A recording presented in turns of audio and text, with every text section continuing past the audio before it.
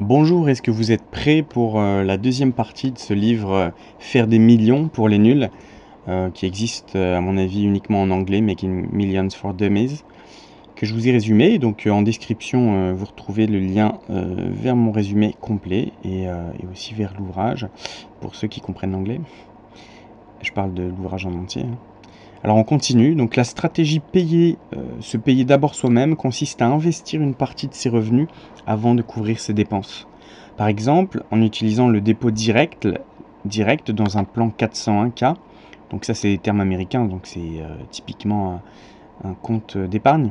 L'argent est automatiquement transféré sur le compte d'épargne, ce qui réduit la tentation de le dépenser. Plus l'épargne est automatique, plus il est facile de ne pas y toucher, même pour de petites sommes comme 5 ou 10 dollars par semaine.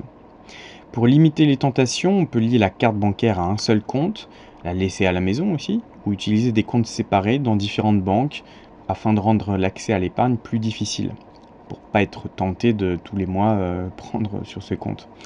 Il est crucial de constituer un fonds d'urgence équivalent à 3 à 6 mois de dépenses courantes pour faire face aux imprévus comme des réparations, des frais médicaux ou des pertes d'emploi. Une fois cet objectif atteint, on peut orienter l'épargne vers d'autres projets, retraite, achat immobilier, études. Au début, ça peut être perçu comme modeste, mais la régularité est la clé. Même 10 dollars ou 10 euros par semaine, avec un intérêt faible, peuvent produire une somme significative à long terme. La discipline consiste aussi à éviter de puiser dans cette épargne pour des dépenses non essentielles. En somme, le secret, c'est de faire de l'épargne une habitude automatique, en utilisant les outils disponibles et en fixant des priorités pour bâtir une sécurité financière durable. Investir dans des actions à restriction ou des unités d'action restrictives, RSA, permet de bénéficier d'avantages fiscaux. Alors rien à voir avec le RSA français. Avec les actions à restriction, on peut choisir de payer immédiatement les impôts ou de différer leur paiement jusqu'à la fin de la période de restriction. Donc ça, c'est probablement propre au système américain. Si on diffère, on risque de payer plus si le cours de l'action monte, mais on paie dès le départ et qu'on quitte l'entreprise avant la fin, on perd non seulement l'action, mais aussi les impôts déjà payés. Les RSA fonctionnent comme des actions à restriction, mais sans émission immédiate. On achète une unité basée sur la valeur à l'attribution, et après la période de restriction, on reçoit des actions ou leur équivalent en cash. La décision d'accepter ou non dépend si on veut acheter à prix réduit ou attendre la fin de la restriction pour payer l'impôt. Il est aussi crucial de valoriser tout ce que votre emploi vous offre, temps de congé, augmentation, primes et autres avantages comme la formation ou les réductions.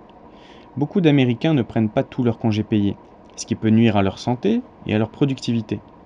Prendre ces vacances peut en fait être bénéfique. Cela permet de préparer de futurs projets ou de faire des démarches financières, tout en étant payé. En matière de revenus, il faut répartir ces augmentations selon ses priorités. Dépenses courantes, épargne pour l'urgence, achats importants, projets futurs. Si votre employeur propose un plan 401K, donc un plan d'épargne, il faut en profiter un maximum, notamment en maximisant la contrepartie. Lors d'un changement d'emploi, il est conseillé de transférer son compte d'épargne professionnel, je ne sais pas si on dit comme ça en France, dans un IRA pour éviter les pénalités, sauf en cas de difficultés financières extrêmes. Enfin, il est essentiel de planifier ses priorités financières et de faire de l'épargne une habitude régulière pour assurer sa sécurité et réaliser ses projets. Alors, des conseils d'un ouvrage écrit en américain sont d'autant plus valables pour vous si vous êtes français ou européen, parce que là-bas, vous avez intérêt vraiment à mettre de côté pour tout. Si vous avez un pépin de santé, ça peut très vite coûter 100 000, 150 000 dollars. Et tout va être plus cher, etc. Enfin, pas tout, mais vous n'avez pas autant de sécurité sociale, par exemple, qu'en France. C'est-à-dire que lorsque vous perdez votre job ou que vous êtes malade et tout, c'est vraiment autre chose qu'ici, quoi. Donc, tout ça est très valable pour un Français aussi, d'autant plus, hein. Alors, se lancer dans une entreprise comporte des risques importants, notamment un financement insuffisant, une mauvaise gestion ou un manque de diligence. Un bon comptable peut vous aider à faire une évaluation réaliste des coûts liés à la création d'une entreprise, en soulignant que la plupart échouent parce qu'elles sont sous-financées ou que les entrepreneurs surestiment leurs revenus ou sous-estiment leurs dépenses. Il est conseillé de ne pas financer 100% de son entreprise par la dette, car cela augmente le risque.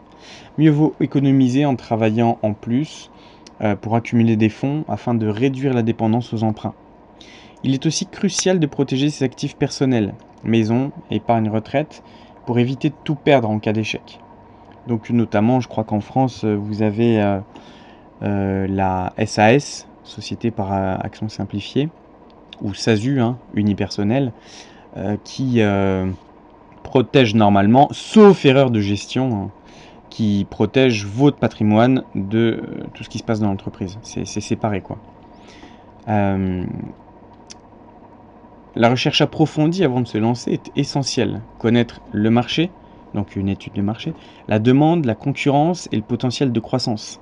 Ça paraît bateau, mais force est de constater, en France, des fois on voit des pizzerias s'ouvrir ou n'importe quel commerce, et le truc ferme 6 mois après.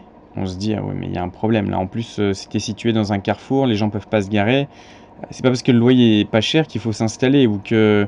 Voilà, faut tout prévoir.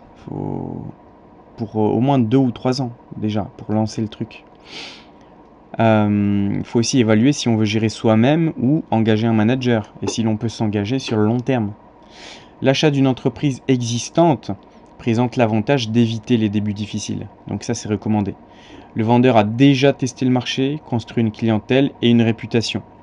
Alors en France, où est-ce que vous pouvez racheter une entreprise? En vous rapprochant d'un tribunal de commerce ou qui s'occupe, vous savez, des restructurations d'entreprise ou des liquidations ou voilà, c'est comme ça, à mon avis, que vous pouvez racheter une entreprise.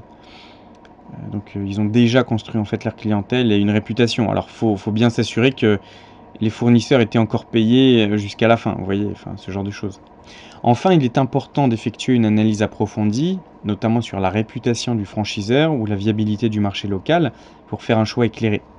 La réussite repose souvent sur la capacité à faire mieux que la concurrence et à gérer efficacement ses ressources. Pour réussir, il faut une expérience et des compétences pour exploiter au maximum le travail effectué par le précédent propriétaire. Entrer dans un domaine inconnu comporte une courbe d'apprentissage risquée, pouvant mettre en péril la stabilité de l'entreprise. Donc il faut que vous connaissiez vraiment le domaine dans lequel vous ouvrez votre entreprise.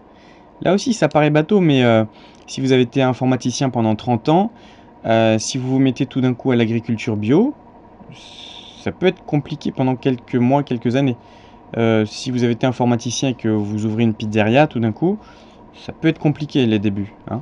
L'achat d'une entreprise existante offre l'avantage de disposer de résultats concrets plutôt que de projections, facilitant l'évaluation du potentiel de rentabilité. Cependant, il est essentiel d'étudier attentivement les états financiers, contrats, les litiges éventuels et autres aspects juridiques ou opérationnels. Un peu comme quand vous achetez une voiture, il faut regarder si elle n'a pas été, il n'y a pas de dette en fourrière, que toutes les amendes ont été réglées, etc. Quand vous achetez une voiture d'occasion. Vérifier les comptes payables et recevables permet d'identifier la stabilité financière. Il faut aussi examiner les contrats avec les employés, fournisseurs ou locataires pour éviter les surprises, comme des clauses de transfert non acceptées ou des loyers à payer. L'analyse des litiges en cours ou passés est cruciale pour ne pas hériter de problèmes juridiques. D'autres recherches sur la fiscalité, la conformité locale, la propriété intellectuelle et la clientèle sont indispensables. Même dans les États, en France, départements ou régions, sans loi spécifique de divulgation, il est conseillé de se faire aider par des organismes ou experts pour éviter les erreurs coûteuses. L'achat d'une entreprise déjà établie permet de profiter d'une clientèle et d'une réputation consolidée, ce qui facilite la transition vers la rentabilité. Pour protéger une idée innovante, il faut utiliser des brevets, marques ou droits d'auteur, ainsi que des accords de confidentialité pour préserver la propriété intellectuelle.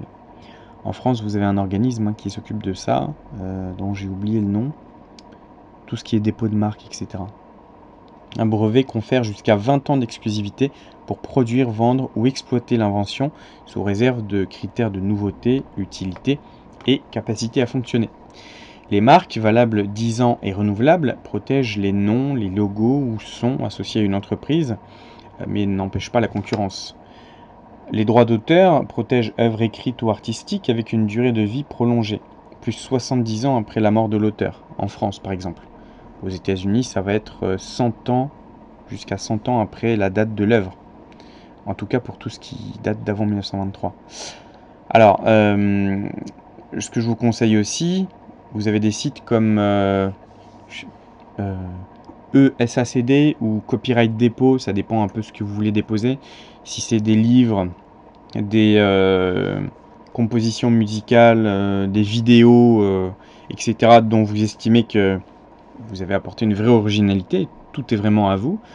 Vous pouvez déposer un script, même de film, ou peu importe votre domaine, sur des sites comme ça, et au moins vous avez un horodatage, c'est-à-dire payer, enregistrer à telle heure, avec tel titre, et si vous avez peur d'être copié ou quoi que ce soit, même j'ai envie de dire pour si vous déposez un brevet, ou si vous avez une idée, et avant de rédiger le brevet, ou avant d'avoir l'argent pour déposer par exemple le brevet dans le monde entier, ce qui vous coûtera peut-être 8 ou 10 000 euros, voire plus, vous avez déjà l'idée, vous voulez la déposer, hop, déposer sur un des sites que j'ai cité. Comme ça, il y a un horodatage, il y a une preuve d'antériorité. Et ce qui est bien, c'est que personne n'y a accès. C'est juste en fait dans la blockchain. Et ça évite qu'il y ait des petits malins qui lisent votre idée et qui décident de l'exploiter, mais avec plus de fonds, vous voyez.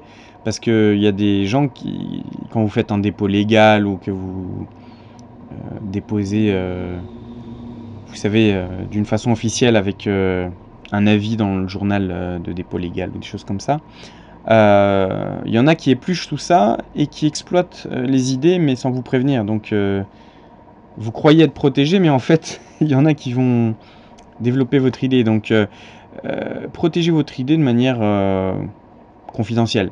Hein, voilà, c'est dans un coffre ou c'est sur la blockchain, ça c'est fait. Donc, la protection efficace de votre idée, c'est essentiel pour maximiser ses revenus et assurer sa pérennité, effectivement. Ah, donc, je vais revenir un petit peu avant, j'avais pas lu ça. Voilà, la confidentialité, hein, c'est ce que je disais, via accord de non-divulgation est essentielle lors de la phase de développement pour éviter que des concurrents ne s'approprient l'idée. La tenue de registres précis dans un carnet relié est cruciale pour prouver la date de conception en cas de litige. La demande de brevet doit être faite dans l'année suivant la découverte, avant toute divulgation publique. La propriété intellectuelle est un actif précieux qui peut être loué, vendu ou transmis et constitue une source de revenus passifs. Enfin, il est conseillé de limiter la divulgation de détails lors de la recherche ou des discussions initiales pour préserver ses droits. La protection efficace de votre idée est essentielle. Gagner une grosse somme d'argent, comme par la loterie, par le casino, comporte des risques importants. Beaucoup de gagnants, séduits par l'euphorie, dépensent rapidement leur fortune et finissent dans une pire situation financière qu'avant. On a l'histoire de Joey Vella qui avait gagné 2 millions de dollars en 1985, qui illustre l'importance d'être prudent. Il a investi ses gains pour l'avenir, n'a pas vécu en spectateur de sa richesse et a évité la publicité et les sollicitations excessives. Il a aussi appris à dire non aux demandes d'argent de ses proches tout en conservant une vie simple et discrète. La clé, c'est de prendre son temps, de consulter des professionnels et de ne pas se laisser emporter par l'émotion ou l'illusion de richesse instantanée. La majorité des gains de loterie ne sont pas des richesses durables, car la majorité des jackpots sont faibles après impôt, et les probabilités de gagner sont astronomiques. Une chance sur plus de 135 millions pour le Powerball, par exemple, aux États-Unis. Et quand on dit que la majorité des gains sont faibles après impôt, en France, c'est pas la première année que vous gagnez qu'il y a des impôts, il n'y en a pas. Mais la deuxième, la troisième, la quatrième année, ça se transforme en... ça dépend ce que vous en avez fait en fait, mais vous allez commencer à payer des impôts. Donc là aussi, il faut prévoir à l'avance ce que vous allez faire. Donc le jeu, ça doit rester une distraction, pas un plan d'enrichissement. Les marges de la maison dans les casinos ou la faible probabilité de gagner au jeu de hasard rendent toute stratégie de gain peu fiable. La meilleure démarche reste de gérer prudemment ses finances, d'éviter de miser au-delà de ses moyens et de considérer le jeu comme une simple forme de divertissement et non une source de richesse. Alors vous avez le poker qui est un cas un peu à part. Si vraiment vous maîtrisez le poker, c'est-à-dire plus que les bases, mais aussi la psychologie, tout ça, depuis quelques années, c'est-à-dire que là on considère effectivement qu'il y a une part de hasard, mais il y a une part de maîtrise technique aussi, pourquoi pas, mais je dirais avec des pertes limitées et des gains illimité entre guillemets, c'est-à-dire typiquement des tournois multitables, que ce soit en réel, dans des cercles ou casinos, ou en ligne. C'est-à-dire, voilà, ma mise c'est de 50 €, je risque pas de perdre plus que ça. Ça va m'amuser pendant 3-4 heures et je peux gagner 25 000 €. Mais voilà, par contre si je perds, je m'en vais. Je joue pas à une table de cash game où je peux remiser sans cesse et perdre des fortunes, hein. Donc si vous limitez les pertes et que vous maximisez les gains, oui, pourquoi pas. Et puis avec une gestion aussi de bankroll qui est rigoureuse. C'est-à-dire vous avez des calculs sur internet qui vous expliquent mieux que moi, mais par exemple, si je joue des tournois à 50 € à chaque fois, il faut que j'ai peut-être 1000 fois ça sur ma bankroll pour être prudent, pour encaisser. Donc si j'ai 5 000 € de côté, à la limite, je peux jouer les tournois de 50 €. Comme ça, j'ai le temps d'encaisser plusieurs pertes de suite sans péter un câble. Et voilà. Donc avec une gestion sérieuse des choses, pourquoi pas? Mais il faut pas compter que sur ça non plus, hein. Là, je parlais du poker. Je vous propose de finir ici avec cette deuxième partie audio du résumé. Prochainement, donc dans la partie 3, on va parler de l'investissement en bourse. Donc je vous rappelle que le résumé est disponible en intégrale dans le lien que je vous ai mis en description. À bientôt.